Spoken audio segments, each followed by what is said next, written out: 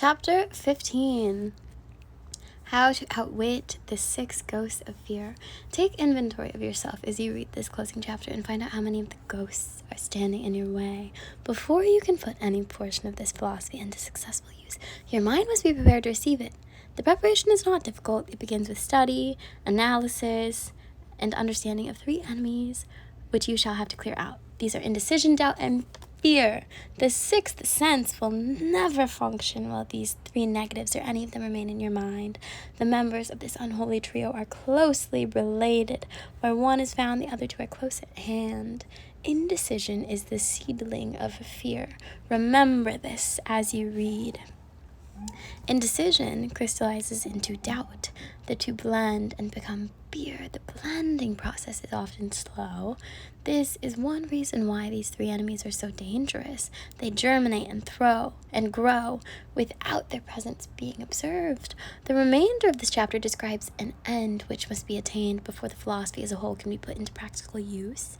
It also analyzes a condition which has but lately reduced huge numbers of people to poverty, and it states a truth which must be understood by all who accumulate riches, whether measured in terms of money or state of mind, of far greater value than money. The purpose of this chapter is to turn the spotlight of attention upon the cause and the cure of the 6 basic fears. Before we can master an enemy, we must know its name, its habits, and its place of abode. As you read, analyze yourself carefully and determine which, if any, of the 6 common fears have attached themselves to you. Do not be deceived by the habits of these subtle enemies. Sometimes they remain hidden in the subconscious mind, where they are difficult to locate and still more difficult to eliminate. The 6 basic fears. There are 6 basic fears with some combination of which every human suffers at one time or another. Most people are fortunate if they do not suffer from the entire 6. Named in the order of their most common appearance, they are the fear of poverty, the fear of criticism, the fear of ill health. The above 3 are at the bottom of most of one's worries. The fear of loss of love of someone, the fear of old age, the fear of death. All other fears are of minor importance. They can be grouped under these 6 headings. The prevalence of these fears as a curse to the world runs in cycles. For almost 6 years while the Depression was on, we floundered in the cycle of fear of poverty. During the World War, we were in the cycle of fear of death. Just following the war, we were in the cycle of fear of ill health, as evidenced by the epidemic of disease which spread itself all over the world. Fears are nothing more than states of mind. One's state of mind is subject to control and direction. Physicians, as everyone knows, are less subject to attack by disease than ordinary laymen. For the reason that physicians do not fear disease, physicians without fear or hesitation have been known to physically contact hundreds of people daily who are suffering from such contagious diseases as smallpox without becoming infected. Their immunity against the disease consisted largely, if not solely, in their absolute lack of fear. Man can create nothing which he does not first conceive in the form of an impulse of thought. Following this statement comes another of still greater importance, namely man's thought impulses begin immediately to translate themselves into their physical equivalent, whether those thoughts are voluntary or involuntarily. Thought impulses, which are picked up through the ether by mere chance, thoughts which have been released by other minds, may determine one's financial, business, professional, or social destiny just as surely as do the thought impulses which one creates by intent and design. We are here laying the foundation for the presentation of a fact of great importance to the person who does not understand why some people appear to be lucky, while others of equal or greater ability, training, experience, and brain capacity seem destined to ride with misfortune. This fact may be explained by the statement that every human being has the ability to completely control his own mind, and with this control, obviously, every person may open up his mind to the tramp thought impulses which are being released by other brains, or close the doors tightly and admit only thought impulses of his own choice. Nature has endowed man with absolute control over but one thing, and that is thought. This fact, coupled with the additional fact that everything which man creates begins in the form of thought, leads one very near to the principle by which fear may be mastered. If it is true that all thought has a tendency to clothe itself in its physical equivalent, and this is true beyond any reasonable room for doubt, it is equally true that thought impulses of fear and poverty cannot be translated into terms of courage and financial gain. The people of America began to think of poverty following the Wall Street crash of 1929. Slowly but surely, that mass thought was crystallized into its physical equivalent, which was known as a depression. This had to happen in its conformity with the laws of nature. The fear of poverty. There can be no compromise between poverty and riches. The two roads that lead to poverty and riches travel in opposite directions. If you want riches, you must refuse to accept any circumstance that leads toward poverty. The word riches is here used in its broadest sense, meaning financial, spiritual, mental, and material estates. The starting point of the path that leads to riches is desire. In Chapter 2, you received full instructions for the proper use of desire. In this chapter on fear, you have complete instructions for preparing your mind to make practical use of desire. Here, then, is the place to give yourself a challenge, which will definitely determine how much of this philosophy you have absorbed. Here is the point at which you can turn prophet and foretell accurately what the future holds in store for you. If after reading this chapter you are willing to accept poverty, you may as well make up your mind to receive poverty. This is one decision you cannot avoid. If you demand riches, determine what form and how much will be required to satisfy you. You know the road that leads to riches. You have been given a road map, which, if followed, will keep you on that road. If you neglect to make the start or stop before you arrive, no one will be to blame but you. This responsibility is yours. No alibi will save you from accepting the responsibility if you now fail or refuse to demand riches of life, because the acceptance calls for but one thing, incidentally, the only thing you can control, and that is a state of mind. A state of mind is something that one assumes. It cannot be purchased, it must be created. Fear of poverty is a state of mind, nothing else, but it is sufficient to destroy one's chances of achievement in any undertaking, a truth which became painfully evident during the Depression. This fear paralyzes the faculty of reason, destroys the faculty of imagination, kills off self-reliance, undermines enthusiasm, discourages initiative, leads to uncertainty of purpose, encourages procrastination, wipes out enthusiasm, and makes self-control an impossibility. It takes the charm from one's personality, destroys the possibility of accurate thinking, diverts concentration of effort, it masters persistence, turns the willpower into nothingness, destroys ambition, clouds the memory, and invites failure in every conceivable form. It kills love and assassinates the finer emotions of the heart, discourages friendship, and invites disaster in 100 forms, leads to sleeplessness, misery, and unhappiness. And all this despite the obvious truth that we live in a world of overabundance of everything the heart could desire, with nothing standing between us and our desires except a lack of definite purpose.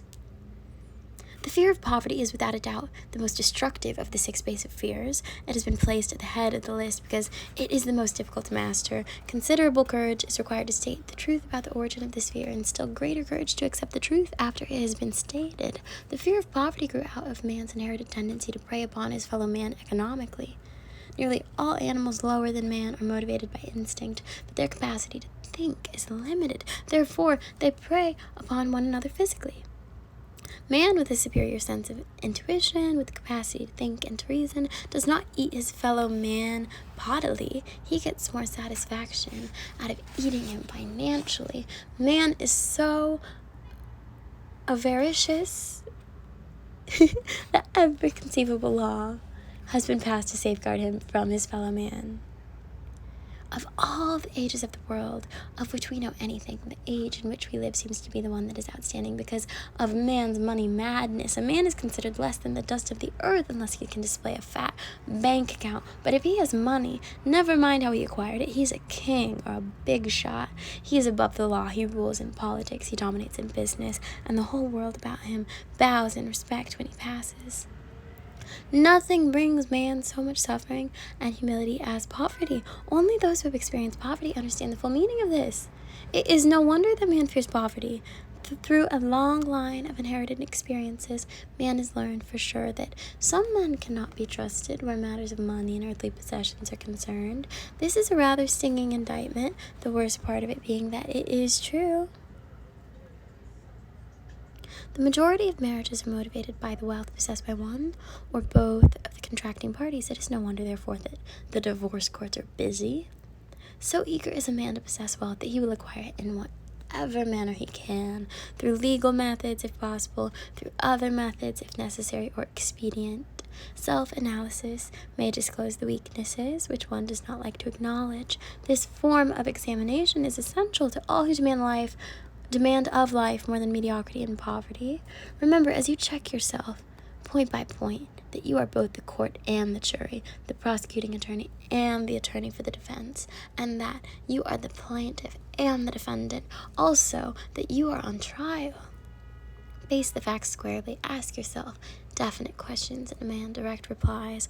When the examination is over, you will know more about yourself. If you do not feel that you can be an impartial judge in this self-examination, call upon someone who knows you well to serve as judge while you cross-examine yourself. You are after truth. Get it, no matter at what cost, even though it may temporarily embarrass you. The majority of people, if asked what they fear most, would reply, "I fear nothing." The reply would be inaccurate, because few people realize that they are bound, handicapped, whipped spiritually and physically through some form of fear. So subtle and deeply seated is the emotion of fear that one may go through life burdened with it, never recognizing its presence. Only a courageous analysis will disclose the presence of this universal enemy. When you begin such an analysis, search deeply into your character. Here is a list of the symptoms for which you should look. Symptoms of the fear of poverty: indifference, commonly expressed through lack of ambition, willingness to tolerate poverty, acceptance of whatever compensation life may offer without protest. Mental and physical laziness, lack of initiative, imagination, enthusiasm, and self-control. Indecision, the habit of permitting others to do one's thinking, staying on the fence. Doubt, generally expressed through alibis and excuses designed to cover up, explain away, or apologize for one's failures, sometimes expressed in the form of envy of those who are successful or by criticizing them.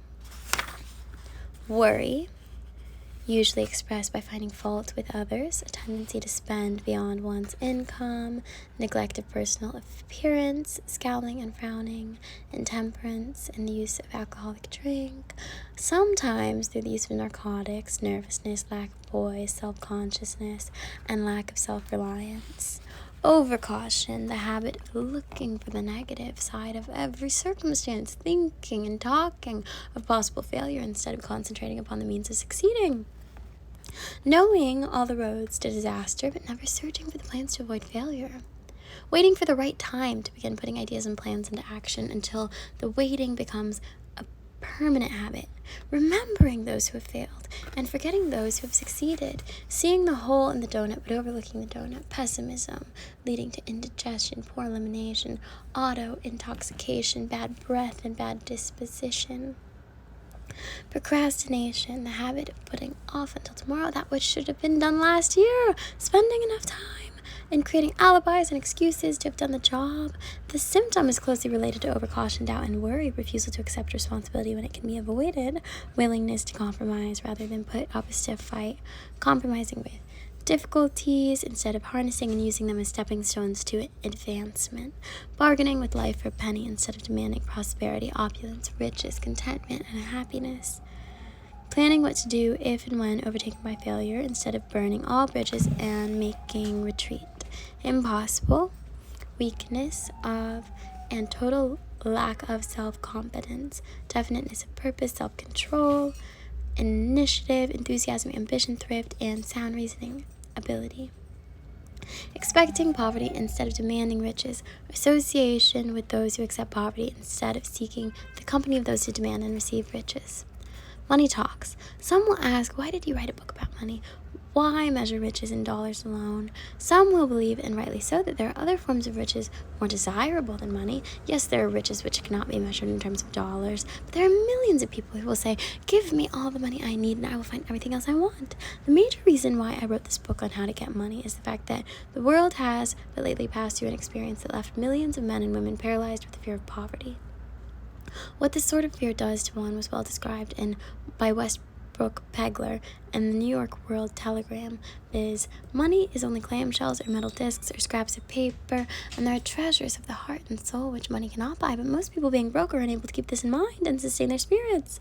When a man is down and out and on the street, unable to get any job at all, something happens to his spirit, which can be observed in the droop of his shoulders, the setting of his hat, his walk and his gaze. He cannot escape a feeling of inferiority among people with regular employment, even though he knows they are definitely not his equals in character, intelligence, or ability. These people, even his friends, feel, on the other hand, a sense of superiority and regard him perhaps unconsciously as a casualty. He may borrow for a time, but not enough to carry on in his accustomed way, and he cannot continue to borrow very long. But borrowing in itself, when a man is borrowing merely to live, is a depressing experience, and the money lacks the power of earned money to revive his spirit. Of course, none of this applies to bums or habitual ne'er-do-wells, but only to men of normal ambitions and self-respect. Women conceal despair. Women in the same predicament must be different. We somehow do not think of women at all in considering the down and outers. They are scarce in the breadlines. They rarely are seen begging on the streets, and they are not recognizable in crowds by the same plain signs which identify busted men. Of course, I do not mean the shuffling hags of the city streets who are the opposite number of the confirmed male bums. I mean responsibly young, decent, and intelligent women. There must be many of them, but their despair is not apparent. Maybe they kill themselves. When a man is down and out, he has time on his hands for brooding. He may travel miles to see a man about a job and discover that the job is filled, or that it is one of those jobs with no base pay, but only a commission for the sake of some useless knick-knack which nobody would buy except out of pity. Turning that down, he finds himself back on the street with nowhere to go but just anywhere. So he walks and walks. He gazes into store windows and at luxuries which are not for him, and feels inferior and gives way to people who stop to look with an active interest. He wanders into the railroad station or puts himself down in the library to ease his legs and soak up a little heat. But that isn't looking for a job, so he gets going again. He may not know it, but his aimlessness would give him away, even if the very lines of his figure did not. He may be well dressed in the clothes left over from the days when he had a steady job, but the clothes cannot disguise the droop. Money makes difference. He sees thousands of other people, bookkeepers or clerks or chemists or wagon hands, busy at their work, and envies them from the bottom of his soul. They have their independence, their self-respect, and manhood. He simply cannot convince himself that he is a good man too, though he argue it out and arrive at a favorable verdict hour after hour. It is just money which makes this difference in him. With a little money, he would be himself again. Some employers take the most shocking advantage of people who are down and out. The agencies hang out little colored cards offering miserable wages to busted men. 12 a week, 15 a week, 17 a week job is a plum, and anyone with 25 a week job offer does not hang the job in front of an agency on a colored card. I have a want ad clipped from a local paper demanding a clerk, a good, clean penman, to take a telephone orders for a sandwich shop from 11 a.m. to 2 p.m. for $8 a month. Not $8 a week, but $8 a month. The ad says also state religion. Can you imagine the brutal effrontery of anyone who demands a good, clean penman for 11 cents an hour? Inquiring into the victim's religion, but that is what busted people are offered. The fear of criticism. Just how man originally came by this fear, no one can state definitely, but one thing is certain: he has in it a highly developed form. Some believe that this fear made its appearance about the time that politics became a profession. Others believe it can be traced to the age when women first began to concern themselves with styles and wearing apparel. This author, being neither a humorist nor a prophet, is inclined to attribute the basic fear of criticism to that part of man's inherited nature which prompts him not only to take away his fellow man's goods and wares, but to justify his action by criticism of his fellow man's character. It is a well-known fact that a thief will criticize the man from whom he steals, that politicians seek office not by displaying their own virtues and qualifications, but by attempting to besmirch their opponents. The fear of criticism takes on many forms, the majority of which are petty and trivial. Bald-headed men, for example, are bald for no other reason than their fear of criticism. Heads become bald because of the tight-fitting bands of the hats, which cut off the circulation of the roots of the hair. Men wear hats, not because they actually need them, but mainly because everyone is doing it. The individual falls into line and does likewise lest some other individual criticize him. Women seldom have bald heads or even thin hair because they wear hats which fit their heads loosely, the only purpose of the hats being adornment. But it must not be supposed that women are free from the fear of criticism. If any woman claims to be superior to man with reference to this fear, ask her to walk down the street wearing a hat of the vintage of 1890. The astute manufacturers of clothing have not been slow to capitalize on this basic fear of criticism with which all of mankind has been cursed. Every season the styles come in many articles of wearing apparel change. Who establishes the styles? Certainly not the purchaser of clothing, but the manufacturer.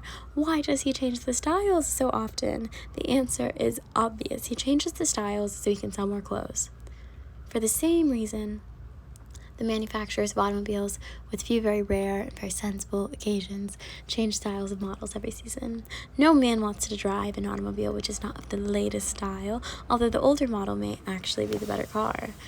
We have been describing the manner in which people behave under the influence of fear of criticism as applied to the small and petty things of life. Let us now examine human behavior when the fear affects people in connection with the more important events of human relationship. Take, for example, practically any person who has reached the age of mental maturity from 35 to 40 years of age as general average, and if you could read the secret thoughts of his mind, you would find a very decided disbelief in most of the fables taught by the majority of the dogmatists and theologians a few decades back. Not often, however, will you find a person who has the courage to openly state his belief on the subject. Most people will, if pressed far enough, tell a lie, rather than admit that they do not believe that the stories associated with that form of religion, which held people in bondage prior to the age of scientific discovery and education.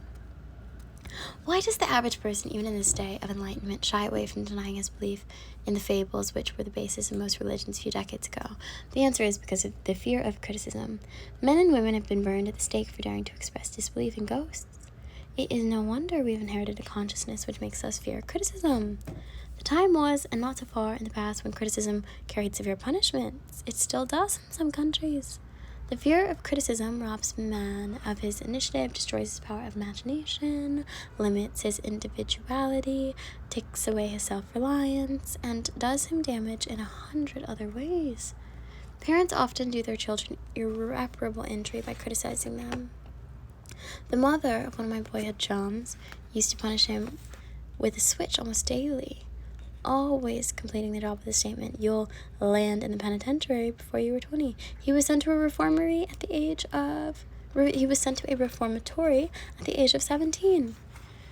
Criticism is the one form of service of which everyone has too much. Everyone has a stock of it, which is handed out gratis, whether called for or not.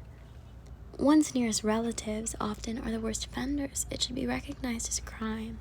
In reality, it is a crime of the worst nature for any parent to build inferiority complexes in the mind of a child through unnecessary criticism. Employers who understand human nature get the best there is in men, not by criticism, but by constructive suggestion.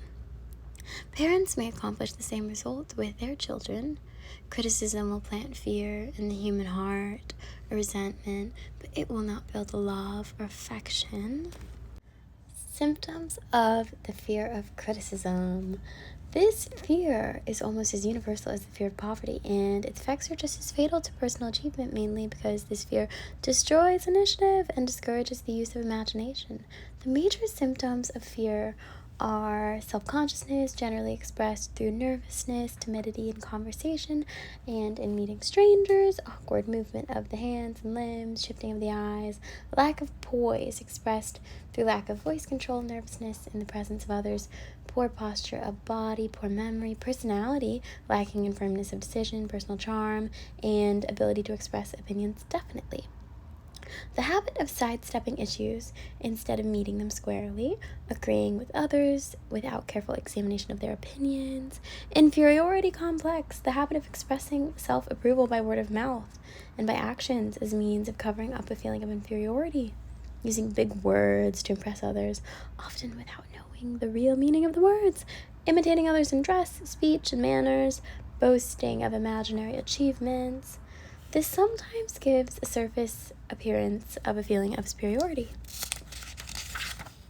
Extravagance, the habit of trying to keep up with the Joneses, spending beyond one's income, lack of initiative, failure to embrace opportunities for self-advancement, fear to express opinions, lack of confidence in one's own ideas, giving evasive answers to questions asked by superiors, hesitancy of manner and speech, deceit in both words and deeds, lack of ambition, mental and physical laziness, lack of self-assertion, slowness in reaching decisions, easily influenced by others, the habit of criticizing others behind their backs and flattering them to their faces, the habit of accepting defeat without protest, quitting an undertaking when opposed by others, suspicious of other people without cause, lacking in tactfulness or manner and speech, unwillingness to accept the blame for mistakes, the fear of ill health.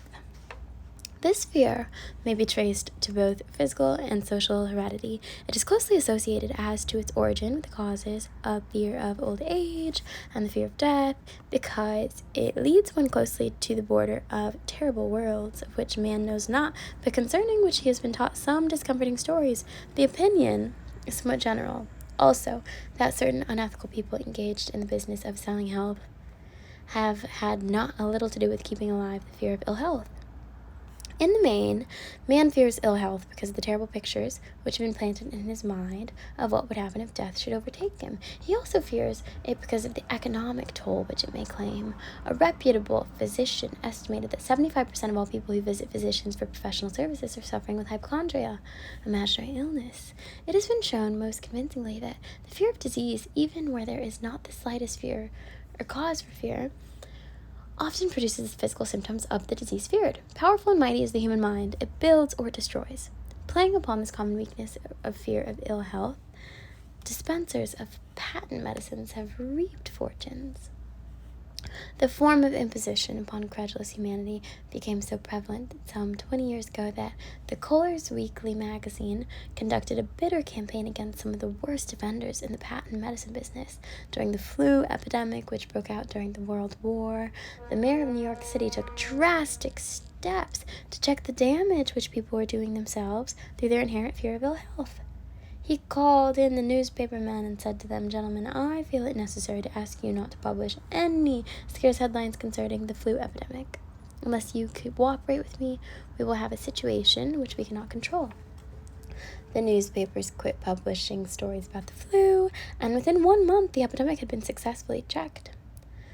Through a series of experiments conducted some years ago, it was proved that people may be made ill by suggestion. We conducted this experiment by causing 3 acquaintances to visit the victims of each, of whom asked the question, "What ails you? You look terribly ill."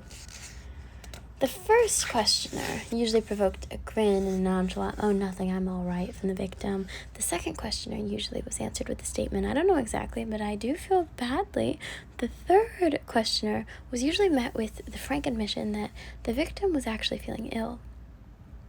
Try this on an acquaintance if you doubt that it will make him uncomfortable, but do not carry the experiment too far. There is a certain religious sect whose members take vengeance upon their enemies by the hexing method. They call it placing a spell on the victim. There is overwhelming evidence that disease sometimes begins in the form of negative thought impulse. Such an impulse may be passed from one mind to another by suggestion or created by an individual in his own mind.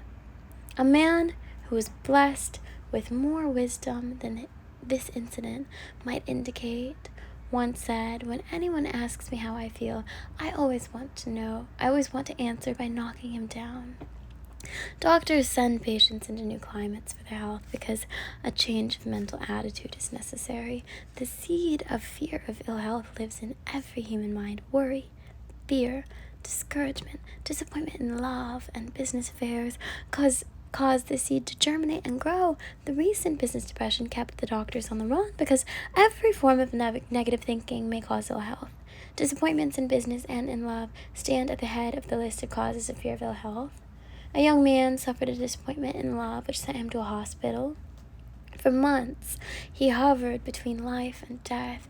A specialist in suggestive therapeutics was called in. The specialist changed nurses, placing him in charge of a very charming young woman who began by prearrangement with the doctor to make love to him the first day of her arrival on the job. Within 3 weeks, the patient was discharged from the hospital, still suffering, but with an entirely different malady. He was in love again. The remedy was a hoax, but the patient and the nurse were later married. Both are in good health at the time of this writing. Symptoms of the fear of ill health. The symptoms of this almost universal fear are autosuggestion, the habit of negative use of self-suggestion by looking for and expecting to find symptoms of all kinds of disease, enjoying imaginary illness and speaking of it as being real, the habit of trying all fads and isms recommended by others as having therapeutic value, talking to others of operations and other forms of illness, experimenting with diets, physical exercises, reducing symptoms without professional guidance, trying home remedies, patent medicines, and quack remedies, hypochondria, the habit of talking of illness, concentrating the mind upon disease, and expecting its appearance until a nervous break occurs. Nothing that comes in bottles can cure this condition. It is brought on by negative thinking, and nothing but a positive thought can effect a cure. Hypochondria, a medical term for imaginary disease, is said to do as much damage on occasion as the disease one fears might do. Most so-called cases of nerves come from imaginary illness. Exercise, fear of ill health, often interferes with proper physical exercise and results in overweight by causing one to avoid outdoor life. Susceptibility, fear of ill health breaks down nature's body resistance and creates a favorable condition for any form of disease one may contact. The fear of ill health is often related to the fear of poverty, especially in this case of the hypochondriac, who constantly worries about the possibility of having to pay doctor's bills, hospital bills, etc. This type of person spends much time preparing for sickness, talking about death, saving money for cemetery lots and burial expenses, etc. Self-coddling, the habit of making a bid for sympathy using imaginary illness as the lure. People often resort to this trick to avoid work. The habit of feigning illness to cover plain laziness or to serve as an alibi for lack of ambition. Intemperance, the habit of using alcohol or narcotics to destroy pains such as headaches, neuralgia, etc., instead of eliminating the cause. The habit of reading about illness and worrying over the possibility of being stricken by it. The habit of reading patent medicine advertisements. The fear of loss of love.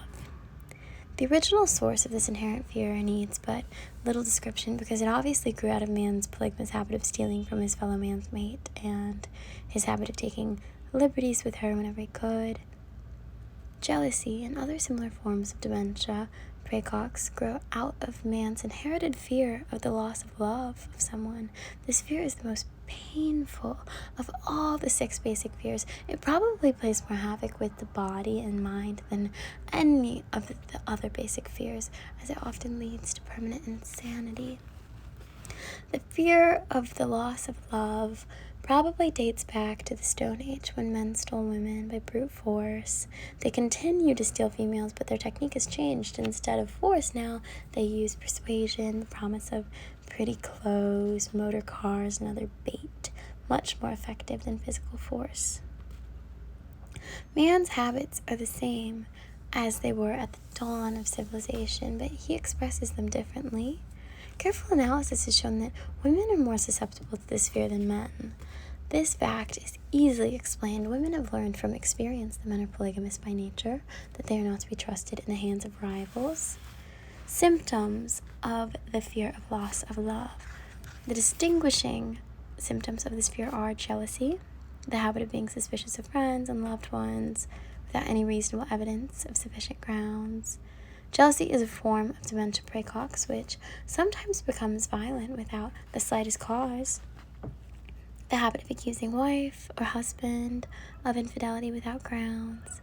General suspicion of everyone, absolute faith in no one. Fault finding, the habit of finding fault with friends, relatives, business associates, and the loved ones upon the slightest provocation without any cause whatsoever. Gambling, the habit of gambling, stealing, cheating, and otherwise taking hazardous chances to provide money for loved ones with the belief that love can be bought. The habit of spending beyond one's means or incurring debts to provide gifts for loved ones with the object of making a favorable showing.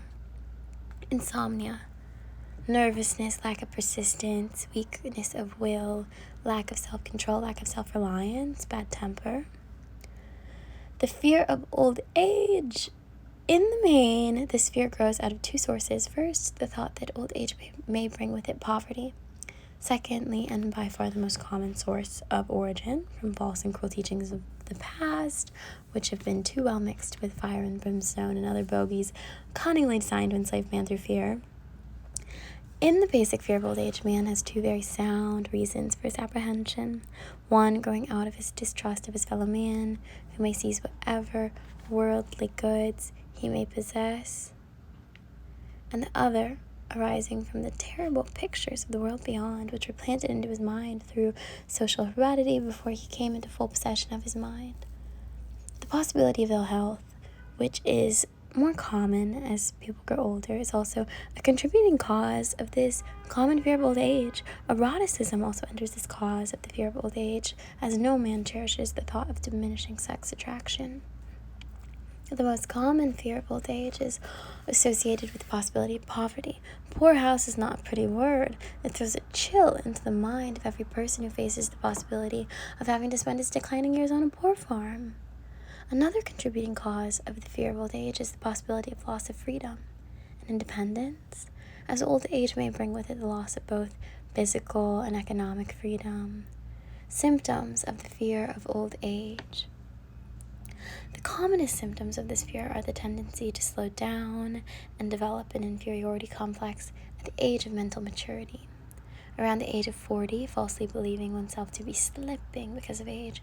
The truth is that man's most useful years, mentally and spiritually, are those between 40 and 60. The habit of speaking apologetically of oneself as being old merely because one has reached the age of 40 or 50, instead of reversing the rule and expressing gratitude for having reached the age of wisdom and understanding. The habit of killing off initiative, imagination, and self-reliance by falsely believing oneself too old to exercise these qualities. The habit of the man or woman of 40 dressing with the aim of trying to appear much younger and affecting mannerisms of youth, thereby inspiring ridicule by both friends and strangers. Fear of death. To some, this is the cruelest of all the basic fears. The reason is obvious. The terrible pangs of fear associated with the thought of death in the majority of cases may be charged directly to religious fanaticism. So-called heathen are less afraid of death than the more civilized. For hundreds of millions of years, man has been asking the still unanswered questions: whence and whither, where did I come from, and where am I going? During the darker ages of the past, the more cunning and crafty were not slow to offer the answer to these questions for a price. Witness now the major source of origin of the fear of death. Come into my tent, embrace my faith, accept my dogmas, and I will give you a ticket that will admit you straight away into heaven when you die, cries a leader of sectarianism. Remain out of my tent, says the same leader, and may the devil take you and burn you throughout eternity. Eternity is a long time. Fire is a terrible thing. The thought of eternal punishment with fire not only causes man to fear death, it often causes him to lose his reason. It destroys interest in life and makes happiness impossible. During my research, I reviewed a book called Catalogue of the Gods, in which were listed the 30,000 gods which man has worshipped. Think of it, 30,000 of them represented by everything from a crawfish to a man. It is little wonder that men have become frightened at the approach of death. While the religious leader may not be able to provide safe conduct into heaven, nor by lack of such provision allow the unfortunate to descend into hell, the possibility of the latter seems so terrible that the very thought of it lays hold of the imagination in such a realistic way that it paralyzes reason and sets up the fear of death. In truth, no man knows, and no man has ever known what heaven or hell is like, nor does any man know if either place actually exists. This very lack of positive knowledge opens the door of the human mind to the charlatan so he may enter and control that mind with his stock of legerdemain and various brands of pious fraud and trickery. The fear of death is not as common now as it was during the age when there were no great colleges and universities. Men of science have turned the spotlight of truth upon the world, and this truth is rapidly freeing men and women from the terrible fear of death. The young men and women who attend colleges and universities are not easily impressed by fire and brimstone. Through the aid of biology, astronomy, geology, and other related sciences, the fears of the Dark Ages which gripped the minds of men and destroyed their reason have been dispelled. Insane asylums are filled with men and women who have gone mad because of the fear of death. This fear is useless. Death will come, no matter what anyone may think about it. Accept it as a necessity and pass the thought out of your mind. It must be a necessity, or it would not come to all. Perhaps it is not as bad as it has been pictured. The entire world is made up of only two things, energy and matter. In elementary physics, we learn that neither matter nor energy, the only two realities known to man, can be created or destroyed. Both are matter and energy. Both matter and energy can be transformed, but neither can be destroyed. Life is energy. If it is anything, it is. If neither energy nor matter can be destroyed, of course, life cannot be destroyed. Life, like other forms of energy, may be passed through various processes of transition or change, but it cannot be destroyed. Death is mere transition. If death is not mere change or transition, then nothing comes after death except a long, eternal, peaceful sleep. And sleep is nothing to be feared. Thus you may wipe out forever the fear of death. Symptoms of the fear of death. The general symptoms of this fear are the habit of thinking about dying instead of making the most of life, due generally to lack of purpose or lack of a suitable occupation. This fear is more prevalent among the aged, but sometimes the more youthful are victims of it. The greatest of all remedies for the fear of death is a burning desire for achievement, backed by useful service to others. A busy person seldom has time to think about dying. He finds life too thrilling to worry about death. Sometimes the fear of death is closely associated with fear of poverty, where one's death would leave loved ones poverty-stricken. In other cases, the fear of death is caused by illness and the consequent breaking down of physical body resistance. The commonest causes of the fear of death are ill health, poverty, lack of appropriate occupation, disappointment over love, insanity, religious fanaticism. Old man worry. Worry is a state of mind based upon fear. It works slowly but persistently. It is insidious and subtle, step by step, digs itself in until it paralyzes one's reasoning faculty, destroys self-confidence and initiative. Worry is a form of sustained fear caused by indecision. Therefore, it is a state of mind which can be controlled. An unsettled mind is helpless. Indecision makes an unsettled mind. Most individuals lack the willpower to reach decisions promptly and to stand by them after they have been made, even during normal business conditions. During periods of economic unrest such as the world recently experienced, the individual is handicapped not alone by his inherent nature to be slow at reaching decisions, but he is influenced by the indecision of others around him who have created a state of mass indecision. During the Depression, the whole atmosphere all over the world was filled with fierenza and worryitis, the two mental disease germs which began to spread themselves after the Wall Street frenzy in 1929. There is only one known antidote for these germs. It is the habit of prompt and firm decision. Moreover, it is an antidote which every individual must apply for himself. We do not worry over conditions once we have reached a decision to follow a definite line of action. I once interviewed a man who was to be electrocuted 2 hours later. The condemned man was the calmest of some 8 men who were in the death cell with him. His calmness prompted me to ask him how it felt to know that he was going into eternity for a short while.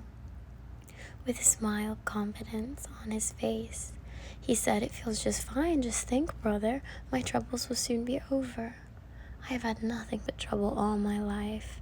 It has been a hardship to get food and clothing. Soon I will not need these things. I have felt fine ever since I learned for certain that I must die. I made up my mind then to accept my fate in good spirit." As he spoke, he devoured a dinner of proportions sufficient for 3 men, eating every mouthful of the food brought to him and apparently enjoying it as much as if no disaster awaited him. Decision gave this man resignation to his fate. Decision can also prevent one's acceptance of undesired circumstances. The 6 basic fears become translated into a state of worry through indecision. Relieve yourself forever of the fear of death by reaching a decision to accept death as an inescapable event. Whip the fear of poverty by reaching a decision to get along with whatever wealth you can accumulate without worry. Put your foot upon the neck of the fear of criticism by reaching a decision not to worry about what other people think, do, or say. Eliminate the fear of old age by reaching a decision to accept it, not as a handicap, but as a great blessing which carries with it wisdom, self-control, and understanding not known to youth. Acquit yourself of the fear of ill health by the decision to forget symptoms. Master the fear of loss of love by reaching a decision to get along without love, if that is necessary. Kill the habit of worry in all its forms by reaching a general blanket decision that nothing which life has to offer is worth the price of worry. With this decision will come poise, peace of mind, and calmness of thought which will bring happiness. A man whose mind is filled with fear not only destroys his own chances of intelligent action, but he transmits these destructive vibrations to the minds of all who come into contact with him and destroys also their chances. Even a dog or a horse knows when its master lacks courage. Moreover, a dog or a horse will pick up the vibrations of fear thrown off by its master and behave accordingly. Lower down the line of intelligence, in the animal kingdom, one finds this same capacity to pick up the vibrations of fear. A honeybee immediately senses fear in the mind of a person.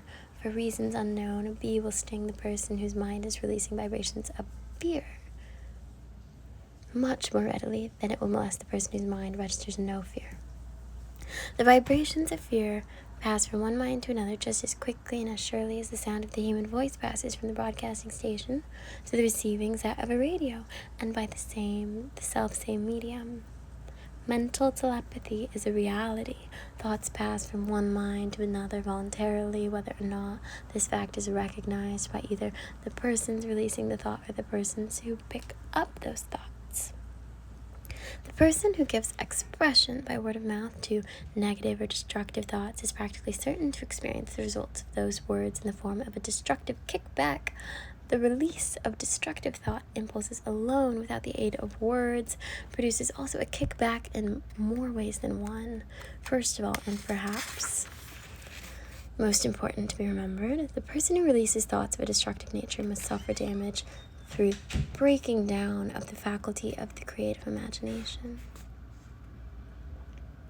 Secondly, the presence in the mind of any destructive emotion develops a negative personality, which repels people and often converts them into antagonists. The third source of damage to the person who entertains or releases negative thoughts lies in this significant fact. These thought impulses are not only damaging to others, but they embed themselves in the subconscious mind of the person releasing them, and they become a part of his character. One is never through with a thought merely by releasing it. When a thought is released, it spreads in every direction through the medium of the ether, but it also plants itself permanently in the subconscious mind of the person releasing it. Your business in life is presumably to achieve success. To be successful, you must find peace of mind, acquire the material needs of life, and above all, attain happiness. All of these evidences of success begin in the form of thought impulses. You may control your own mind. You have the power to feed it whatever thought impulses you choose. With this privilege goes also the responsibility of using it constructively. You are the master of your own earthly destiny just as surely as you have the power to control your own thoughts. You may influence, direct, and eventually control your own environment, making your life what you want it to be, or you may neglect to exercise the privilege which is yours to make your life to order, thus casting yourself upon the broad sea of circumstance, where you will be tossed hither and yon like a chip on the waves of the ocean. The Devil's Workshop, the 7th basic evil. In addition to the 6 basic fears, there is another evil by which people suffer. It constitutes a rich soil in which the seeds of failure grow abundantly. It is so subtle that its presence is often not detected. This affliction cannot properly be classed as fear. It is more deeply seated and more often fatal than all of the 6 fears. Fear, for want of a better name, let us call this evil susceptibility to negative influences. Men who accumulate great riches always protect themselves against this evil. The poverty-stricken never do. Those who succeed in any calling must prepare their minds to resist the evil. If you are reading this philosophy for the purpose of accumulating riches, you should examine yourself very carefully to determine whether you are susceptible to negative influences. If you neglect this self-analysis, you will forfeit your right to attain the object of your desire. Make the analysis searching. After you read the questions prepared for the self-analysis, hold yourself to a strict accounting in your answers. Go at the task as carefully as you would search for any other enemy you knew to be awaiting you in ambush, and deal with your own faults as you would with a more tangible enemy. You can easily protect yourself against highway robbers because the law provides organized cooperation for your benefit. But the 7th basic evil is more difficult to master because it strikes when you are not aware of its presence, when you are asleep, and while you are awake. Moreover, its weapon is intangible because it consists of merely a state of mind. This evil is also dangerous because it strikes in as many different forms as there are human experiences. Sometimes it enters the mind through the well-meant words of one's own relatives. At other times, it pours from within, through one's own mental attitude. As always it is as deadly as poison, even though it may not kill as quickly. How to protect yourself from negative influences. To protect yourself against negative influences, whether of your own making or the result of the activities of the negative people around you, recognize that you have a willpower and put it to constant use until it builds a wall of immunity against negative influences in your own mind.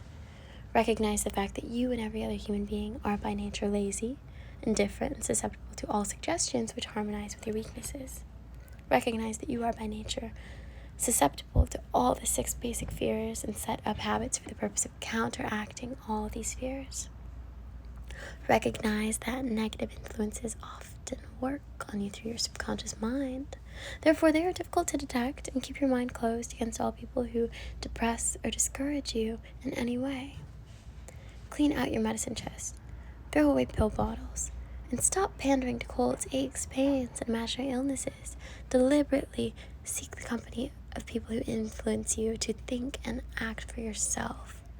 Do not expect troubles, as they have a tendency not to disappoint. Without doubt, the most common weakness of all human beings is the habit of leaving their minds open to the negative influence of other people. This weakness is all the more damaging because most people do not recognize that they are cursed by it, and many who acknowledge it neglect or refuse to correct the evil until it becomes an uncontrollable part of their daily habits. To aid those who wish to see themselves as they really are, the following list of questions has been prepared. Read the questions and state your answers aloud so you can hear your own voice. This will make it easier for you to be truthful with yourself. Self-analysis test questions. Do you often complain of feeling bad? And if so, what is the cause? Do you find fault with other people at the slightest provocation? Do you frequently make mistakes in your work? And if so, why? Are you sarcastic and offensive in your conversation? Do you deliberately avoid the association of anyone? And if so, why? Do you suffer frequently with indigestion? If so, what is the cause? Does life seem futile and the future hopeless to you? If so, why? Do you like your occupation? If not, why? Do you often feel self-pity? And if so, why? Are you envious of those who excel you? To which do you devote most time, thinking of success or failure? Are you gaining or losing self-confidence as you grow older? Do you learn something of value from all mistakes? Are you permitting some relative or acquaintance to worry you? If so, why? Are you sometimes in the clouds and at other times in the depths of despondency? Who has the most inspiring influence upon you? What is the cause? Do you tolerate negative or discouraging influences which you can avoid? Are you careless of your personal appearance? If so, when and why? Have you learned to drown your troubles by being too busy to be annoyed by them? Would you call yourself a spineless weakling if you permitted others to do your thinking for you? Do you neglect internal bathing until auto-intoxication makes you ill-tempered and irritable? How many preventable disturbances annoy you, and why do you tolerate them? Do you resort to liquor, narcotics, or cigarettes to quiet your nerves? If so, why do you not try willpower instead? Does anyone nag you, and if so, for what reason? Do you have a definite major purpose, and if so, what is it, and what plan do you have for achieving it? Do you suffer from any of the 6 basic fears? If so, which ones? Have you a method by which you can shield yourself against the negative influence of others? Do you make deliberate use of auto-suggestion to make your mind positive? Which do you value most, your material possessions or your privilege of controlling your own thoughts? Are you easily influenced by others against your own judgment? Has today added anything of value to your stock of knowledge or state of mind? Do you face squarely the circumstances which make you unhappy or sidestep the responsibility? Do you analyze all mistakes and failures and try to profit by them, or do you take the attitude that this is not your duty? Can you name 3 of your most damaging weaknesses? What are you doing to correct them? Do you encourage other people to bring their worries to you for sympathy? Do you choose from your daily experiences, lessons, or influences which aid in your personal advancement? Does your presence have a negative influence on other people as a rule? What habits of other people annoy you most? Do you form your own opinions or permit yourself to be influenced by other people? Have you learned how to create a mental state of mind with which you can shield yourself against all discouraging influences? Does your occupation inspire you with faith and hope? Are you conscious of possessing spiritual forces of sufficient power to enable you to keep your mind free from all forms of fear? Does your religion help you to keep your own mind positive? Do you feel it your duty to share other people's worries? If so, why? If you believe that birds of a feather flock together, what have you learned about yourself by studying the friends whom you attract? What connection, if any, do you see between the people with whom you associate most closely and any unhappiness you may experience? Could it be possible that some person whom you consider to be a friend is in reality your worst enemy because of his negative influence on your mind? By what rules do you judge who is helpful and who is damaging to you? Are your intimate associates mentally superior or inferior to you? How much time out of every 24 hours do you devote to A, your occupation, B, sleep, C, play and relaxation, D, acquiring useful knowledge, E, plain waste? Who among your acquaintances A, encourages you most, B, cautions you most, C, discourages you most, D, helps you most in other ways? What is your greatest worry? Why do you tolerate it? When others offer you free unsolicited advice, do you accept it without question or analyze their motive? What above all else do you most desire? Do you intend to acquire it? Are you willing to subordinate all other desires for this one? How much time daily do you devote to acquiring it? Do you change your mind often? If so, why? Do you usually finish everything you begin? Are you easily impressed by other people's business or professional titles, college degrees, or wealth? Are you easily influenced by what other people think or say of you? Do you cater to people because of their social or financial status? Whom do you believe to be the greatest person living? In what respect is this person superior to yourself? How much time have you devoted to studying and answering these questions? At least one day is necessary for the analysis and the answering of the entire list. If you have answered all these questions truthfully, you know more about yourself than the majority of people. Study the questions carefully. Come back to them once each week for several months and be astounded at the amount of additional knowledge of great value to yourself you will have gained by the simple method of answering the questions truthfully.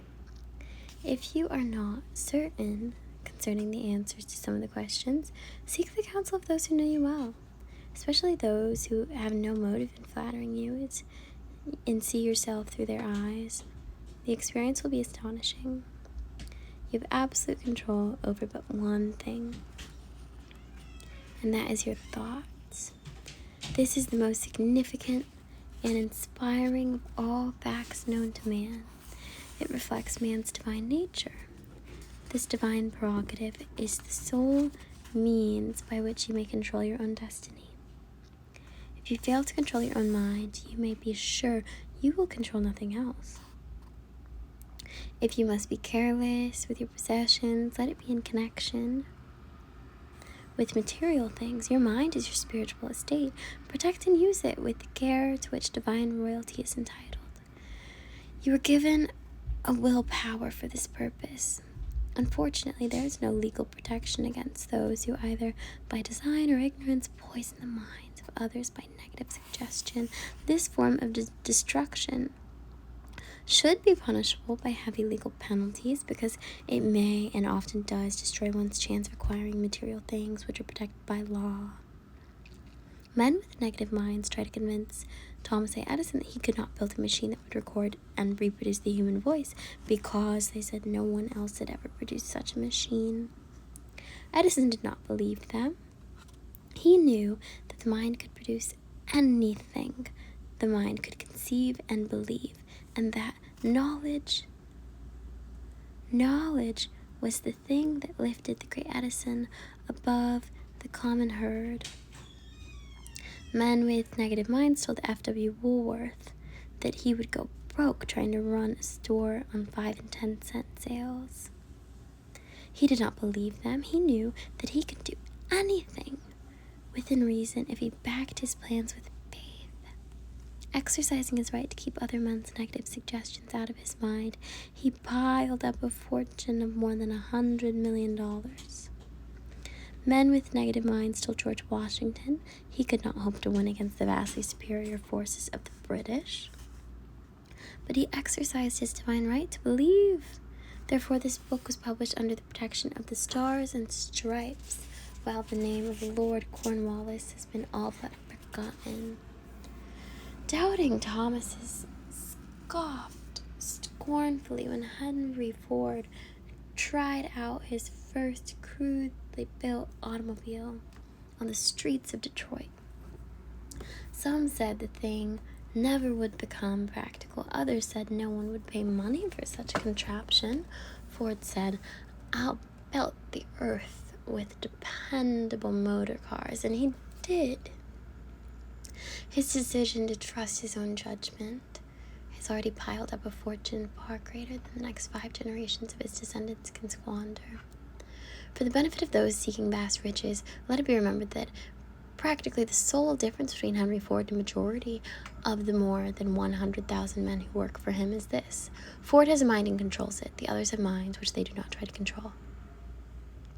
Henry Ford has been repeatedly mentioned because he is an astounding example of what a man with a mind of his own and a will to control it can accomplish. His record knocks the foundation from under that time-worn alibi. I never had a chance.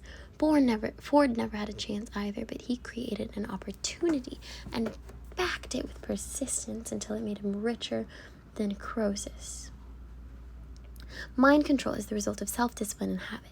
You either control your mind or it controls you. There is no halfway compromise. The most practical of all methods for controlling the mind is the habit of keeping it busy with a definite purpose, backed by a definite plan. Study the record of any man who achieves noteworthy success, and you will observe that he has control over his own mind. Moreover, that he exercises that control and directs it towards the attainment of definite objects. Without this control, success is not possible. The 57 famous alibis by Old Man If. People who do not succeed have one distinguishing trait in common. They know all the reasons for failure and have what they believe to be airtight alibis to explain away their own lack of achievement. Some of these alibis are clever, and a few of them are justifiable by facts, but alibis cannot be used for money. The world wants to know only one thing: have you achieved success? A character analyst compiled a list of the most commonly used alibis. As you read this list, Examine yourself carefully and determine how many of these alibis, if any, are your own property. Remember, too, the philosophy presented in this book makes every one of these alibis obsolete. If I didn't have a wife and family, if I had enough pull, if I had money, if I had a good education, if I could get a job, if I had good health, if I only had time, if times were better, if other people understood me, if conditions around me were only different, if I could live my life over again, if I did not fear what they would say, if I had been given a chance, if I now had a chance, if other people didn't have it in for me, if nothing happens to me, if I were only younger, if I could only do what I want, if I had been born rich, if I could meet the right people, if I had the talent that some people have, if I dared assert myself, if I only had embraced past opportunities, if people didn't get on my nerves, if I didn't have to keep a house and look after the children, if I could save some money, if the boss only appreciated me, if I only had somebody to help me,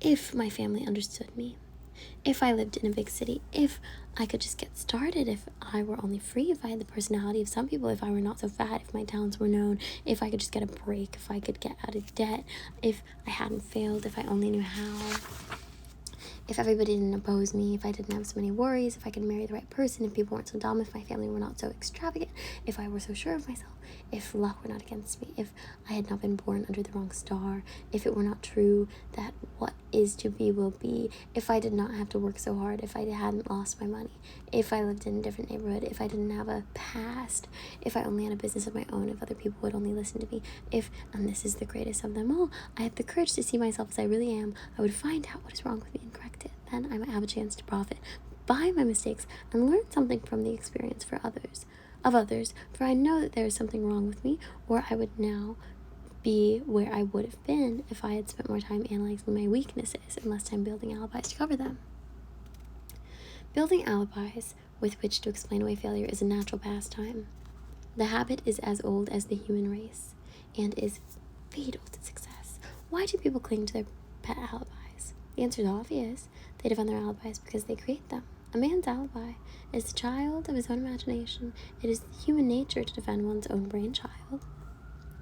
Building alibis is a deeply rooted habit. Habits are difficult to break, especially when they provide justification for something we do. Plato had this truth in mind when he said, "The first and best victory is to conquer self. To be conquered by self is of all things the most shameful and vile." Another philosopher had the same thought in mind when he said, "It was a great surprise to me when I discovered that most of the ugliness I saw in others was but a reflection of my own nature." It has always been a mystery to me, said Albert Hubbard, why people spend so much time deliberately fooling themselves by creating alibis to cover their weaknesses. If used differently, this same time would be sufficient to cure the weakness. Then no alibis would be needed. In parting, I would remind you that life is a checkerboard, and the player opposite you is time. If you hesitate before moving or neglect to move promptly, your men will be wiped off the board by time. You are playing against a partner who will not tolerate indecision. Previously, you may have had a logical excuse for not having forced life to come through with whatever you asked, but that alibi is now obsolete, because you are in possession of the master key that unlocks the door to life's bountiful riches. The master key is intangible, but it is powerful. It is the privilege of creating in your own mind a burning desire for a definite form of riches. There is no penalty for the use of key, but there is a price you must pay if you do not use it. The price is failure. There is a reward of stupendous proportion if you put the key to use. It is the satisfaction that comes to all who conquer self and force life to pay whatever is asked. The reward is worthy of your effort. Will you make the start and be convinced? If we are related, said the immortal Emerson, we shall meet. In closing, may I borrow his thought and say, if we are related, we have through these pages met.